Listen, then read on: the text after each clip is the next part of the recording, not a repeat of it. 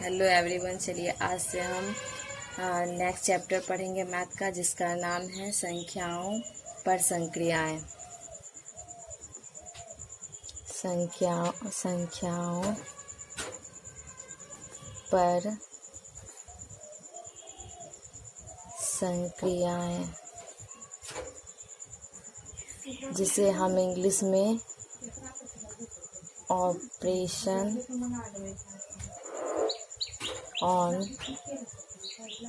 Numbers कहते हैं। तो चलिए इस एक्सरसाइज से रिलेटेड हम कुछ वर्ड्स को जानेंगे, कुछ इम्पॉर्टेंट चीज़ को जानेंगे जो अधिकांश बच्चे जिसमें कंफ्यूज हो जाते हैं।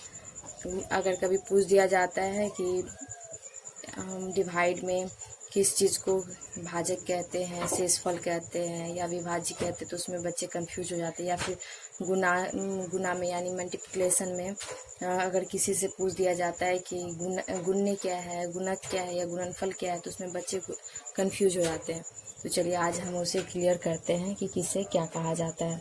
जैसे हम कोई भी चीज़ को इंटू करने के लिए हमें कहा जाता है, जैसे कहा जाता है 24 को 2 से इंटू करने के लिए, तो हम इंटू तो इजी तरीके से तुरंत कर लेते हैं।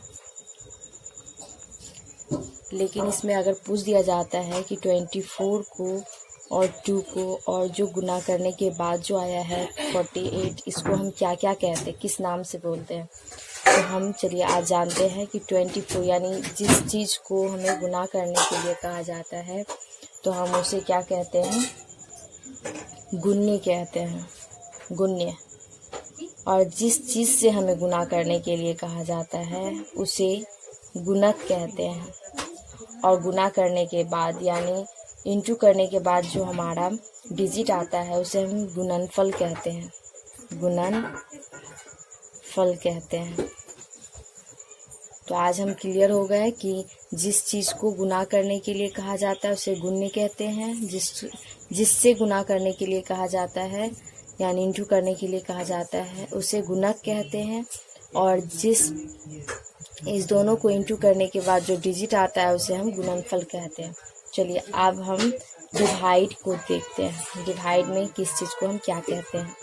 तो मान लेते हैं कि हमें कितना है 19 को 2 से डिवाइड करने के लिए कहा गया, तो हम क्या करेंगे 9 बाद में 18 लेते हैं और इसे काट देते। तो यहाँ पे क्या होता है, डिवाइड करने के बाद 1 जो है आंसर में शेष में बच जाता है। तो अब हम इसमें भी कंफ्यूज हो जाते हैं बहुत सारे बच्चे कि किसको हम क्या कहेंगे। तो चलिए जिसे डिवाइड करने के लिए कहा जाता है उसे विभाज्य कहते हैं, जिसे डिवाइड करने के लिए कहा जाता है उसे विभाज्य कहते हैं। जिससे डिवाइड करने के लिए कहा जाता है उसे भाजक कहते हैं। और जितने बार में डिवाइड होता है उसे हम भागफल कहते हैं।